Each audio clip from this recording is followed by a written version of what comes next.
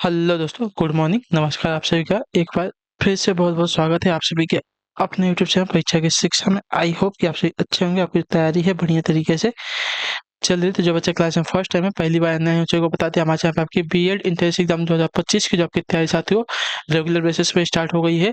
तो जिसे भी तैयारी पूरी करनी है, कंप्लीट करनी है, चैनल को सब्सक्राइब करके हमारे साथ जुड़ जाएंगे। उसके बगल में जो बेल आइकन दिया गया है उसको भी आप लोग ऑन कर लेंगे। जीके जीएस की क्लास देखिए सुबह 10 बजे डेली आपको हमारे चैनल पर देखने को मिलती है। आपकी जो रीजनिंग की क्लास है वो भी स्टार्ट होगी, उसका भी टाइम आपको बता देता हूँ। 1 बजे जो है रीजनिंग की क्लास दोपहर को आपको आने वाली है, तो उसके लिए भी आप लोग जो है क्लास में जो टाइम का अलार्म जो है सेट करेगा कि 1 बजे का, कि आपको 1 बजे जो है क्लास में आना है रीजनिंग की, ठीक है। और हिंदी की जो क्लास है शाम को 7 बजे आपको हमारे चैनल पर डेली बेसिस पे देखने को मिलेगी। क्लासेस का शेड्यूल आपको याद करके रखना है, इसी टाइम पर क्लासेस से जुड़ना, अपनी तैयारी को पूरा और कंप्लीट करना है। नीचे डिस्क्रिप्शन में आपको इंस्टाग्राम और टेलीग्राम दोनों का लिंक मिल जाएगा, तो इंस्टाग्राम पे आप हमें जाके फॉलो कर लेंगे और टेलीग्राम पे हमें जाके जो चैनल है इसको ज्वाइन कर लेंगे। वहाँ पे मैंने अपना जो है व्हाट्सअप ग्रुप का नंबर शेयर किया है, तो उसको भी जाके आप लोग ज्वाइन कर लेंगे, ठीक है। तो चलें क्लास स्टार्ट करें। स्टार्ट करने से पहले अभी तक जिसने क्लास को लाइक नहीं है, क्लास को लाइक कर देंगे और अपने दोस्तों के साथ जो है क्लास को शेयर भी कर देंगे, ठीक है। व्हाट्सअप ग्रुप जाके आप लोग ज्वाइन कर लीजिएगा, ठीक। तो एक एक क्वेश्चन को चलिए ध्यान से देखेंगे, स्टार्ट करेंगे आपकी क्लास। तो क्लास स्टार्ट करने से पहले जिसने अभी तक लाइक नहीं है, क्लास को लाइक कर देंगे, अपने दोस्तों के साथ जो है क्लास को शेयर भी कर देंगे। पहला क्वेश्चन देखिए आपका 26 नंबर से आपकी जो है क्लास स्टार्ट हो रही है। उत्तर देने की कोशिश करेंगे, सही उत्तर क्या हो जाएगा, ठीक है। अमेरिका में फ्री हिंदुस्तान अखबार किसने शुरू किया था, बताइए। अमेरिका में फ्री हिंदुस्तान नामक पेपर जो है, अखबार जो है, किसने स्टार्ट किया था, इसका सही उत्तर क्या हो जाएगा। तो आपका राइट आंसर तारकनाथ दास ने, ठीक है। जो आपका डी ऑप्शन देगा साथियों, आपका सही उत्तर है। अमेरिका में फ्री हिंदुस्तान अखबार जो है तारकनाथ दास ने स्टार्ट किया था। जो डी वाला विकल्प दिया गया है आपका 26 पे सही उत्तर है साथियों, ठीक है। चलिए अगला क्वेश्चन है 27वां प्रश्न आपके सामने दिए गए, बताने की कोशिश करेंगे। राइट आंसर क्या हो जाएगा।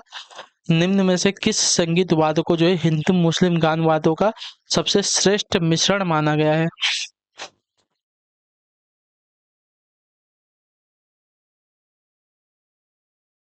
बताइए इसका राइट आंसर क्या हो जाएगा। निम्न में से किस संगीत वाद्य को जो है हिंदू मुस्लिम गान वाद्यों का सबसे श्रेष्ठ मिश्रण माना गया है। वीणा को, ढोलक को, सारंगी को या सितार को। तो इसका राइट आंसर आपका हो जाएगा साथियों ऑप्शन नंबर डी, सितार, ठीक है। सितार को जो है हिंदी मुस्लिम गान वादों का सबसे श्रेष्ठ मिश्रण माना गया है, मिक्सर माना गया है, ठीक है। तो जो आपका डी वाला ऑप्शन देगा 27 पे आपका राइट आंसर। अगला क्वेश्चन आपका 28 नंबर क्या देगा है? वेदों में वेदों के संकलन करता है कौन, बताइए। वेदों के संकलन करता कौन है, 28 पे सही उत्तर क्या हो जाएगा, बताइए। वेदों के संकलन करता कौन है साथियों, इसका सही उत्तर क्या हो जाएगा। तो वेदों के संकलन करता आपके वेद व्यास जी हैं, जो आपका बी वाला विकल्प देगा साथियों, आपका राइट आंसर होगा, ठीक है। क्लियर सभी को, वेदों के संकलन करता आपके वेद व्यास जी हो जाएंगे। क्लियर है ये वाला। चलिए वेदों के संकलन करता आपके वेद व्यास जी हैं। क्लियर। 28 पे आपका ऑप्शन नंबर बी जो दिएगा आपका राइट आंसर है। अगला क्वेश्चन आपका 29 नंबर 29 नंबर प्रश्न आपके सामने दिया गया है स्क्रीन के। उत्तर दीजिए क्या पूछा गया। प्रथम भारतीय साम्राज्य स्थापित किया गया था किसके द्वारा।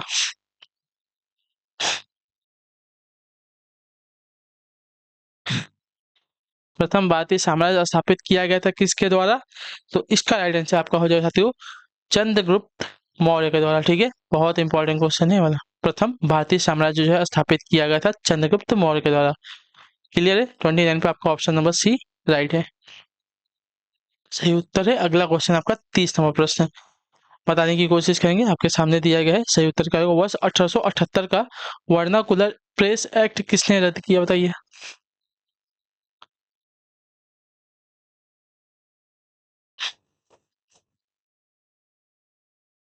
बताइए इसका राइट आंसर क्या हो जाएगा। वर्ष 1878 का वर्नाकुलर प्रेस एक्ट जो है किसने रद्द किया था, इसका सही उत्तर क्या हो जाएगा। तो इसका राइट आंसर आपका हो जाएगा साथी लॉर्ड रिपन ने किया था, ठीक है। जो आपका येलो ऑप्शन दिएगा आपका सही उत्तर। वर्ष 1878 ईस्वी में वर्नाकुलर प्रेस एक्ट जो है लॉर्ड रिपन ने रद्द किया था। चलिए अगले क्वेश्चन के बारे में 31 नंबर 31 नंबर प्रश्न आपके सामने दिएगा, बताइएगा राइट आंसर। भारतीय स्वतंत्रता आंदोलन के दौरान चर्चित पुस्तक इंडिया फॉर इंडियोस के लेखक हैं कौन, बताइए। भारतीय स्वतंत्रता आंदोलन के दौरान चर्चित पुस्तक जो थी इंडिया फॉर इंडियंस के लेखक थे कौन? जवाहरलाल नेहरू, सरदार पटेल, चित्तरंजन दास या मोतीलाल नेहरू? तो इसका सही उत्तर आपका हो जाएगा तो चित्तरंजन दास, जो आपका सी वाला विकल्प दिया गया साथियों आपका सही उत्तर है। ठीक है, क्लियर है। भारतीय स्वतंत्रता आंदोलन के दौरान चर्चित पुस्तक जो थी इंडिया फॉर इंडियंस के लेखक आप थे इसके थे चित्तरंजन दास जी, जो आपका सी वाला ऑप्शन देगा इसके लिए आपका राइट आंसर है। ठीक है, चलिए अगले क्वेश्चन की तरफ बढ़ते हैं। आपका है 32 समस्या का, अजंता चित्रकारी किस काल से संबंधित है बताइए। अजंता चित्रकारी जो है किससे संबंधित है, 32 पे आपका राइट आंसर क्या हो जाएगा? तो अजंता चित्रकारी जो आपकी गुप्त काल से संबंधित है। ठीक है, गुप्त काल से, जो आपका डी विकल्प देगा आपका राइट आंसर। अजंता चित्रकारी आपकी गुप्त काल से संबंधित है, जो आपका डी ऑप्शन देगा आपका राइट आंसर हो जाएगा। ठीक, क्लियर। चलिए क्लियर है, अगले क्वेश्चन की तरफ बढ़ेंगे। आपका है 32 हो गया, 33 33 नंबर प्रश्न है, बताइएगा राइट आंसर क्या हो जाएगा। आपके सामने दिया गया है, पूछा आपका भारतीय गणराज्य में वास्तविक कार्यकारी प्राधिकरण प्राधिकार निम्नलिखित में से किसके पास होता है बताइए। भारतीय गणराज्य में वास्तविक कार्यकारी प्राधिकार जो है किसके पास होता है, हमसे पूछा। प्रधानमंत्री, राष्ट्रपति, नौकरशाही या मंत्रिपरिषद? चलिए 33 नंबर दिया गया, उत्तर देंगे भारतीय गणराज्य में वास्तविक कार्यकारी प्राधिकार। ठीक है, किसके पास होता है, तो आपका राइट आंसर यहाँ पे हो जाएगा मंत्री परिषद के पास, जो आपका डी अभी कब देगा आपका सही उत्तर है साथियों। ठीक है, भारतीय गणराज्य में वास्तविक कार्यकारी प्राधिकार जो आपका मंत्री परिषद के पास होता है, मतलब कार्य करने की जो शक्ति होती है मंत्री परिषद के पास होती है। अगले क्वेश्चन की तरफ बढ़ेंगे। आपका है 34 नंबर प्रश्न, बताइएगा राइट आंसर क्या हो जाएगा। क्या देगा, भारतीय सर्वेक्षण विभाग का मुख्यालय कहाँ पर स्थित है बताइए। भारतीय सर्वेक्षण विभाग का जो मुख्यालय साथियों कहाँ पर स्थित है, तो इसका अगर मुख्यालय देखा जाएगा साथियों, तो इसका मुख्यालय जो है आपका देहरादून में स्थित है, जो आपका सी ऑप्शन दिया गया है देहरादून आपका सही उत्तर है साथियों। ठीक, भारतीय सर्वेक्षण विभाग का मुख्यालय आपका देहरादून में स्थित है। क्लियर है सभी को यहाँ तक? चलिए क्लियर है, फिर अगला क्वेश्चन देखेंगे। 2 मिनट।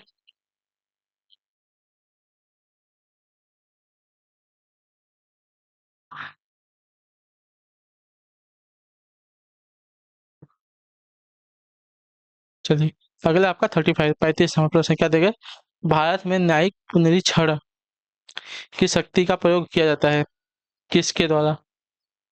इसका राइट आंसर क्या हो जाएगा?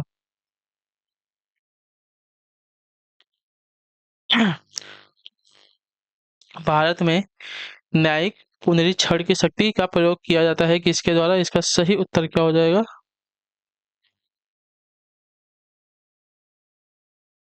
चलिए,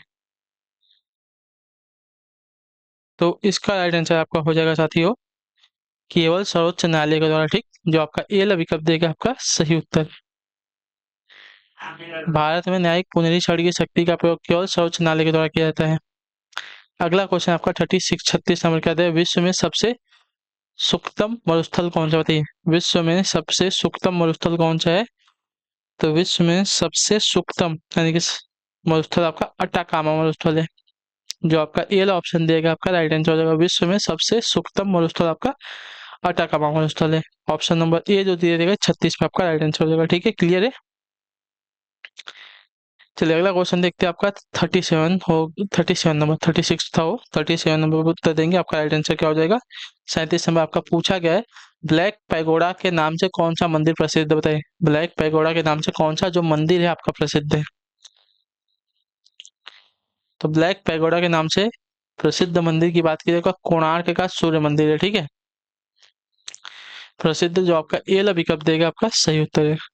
ब्लैक पैगोडा के नाम से जो आपका कोणार्क का सूर्य मंदिर है आपका प्रसिद्ध है। ठीक है, क्लियर है। चलिए क्लियर है, फिर अगला क्वेश्चन भी देख लेंगे आपका 38 नंबर। पतंजलि का संबंध किससे है, योग दर्शन से, सांख्य दर्शन से, न्याय दर्शन से या वैश्विक दर्शन से? पतंजलि का जो संबंध है किससे है, तो पतंजलि का दर्शन पतंजलि का जो संबंध आपके योग दर्शन से है। ये वाला ऑप्शन जो दिया गया आपका सही है, पतंजलि का संबंध आपका योग दर्शन से है। अगला आपका 39 39 नंबर प्रश्न आपके सामने दिया है, पूछा संस्कृत में सर्वाधिक प्रभावित द्रविड़ भाषा कौन सी, बताइए।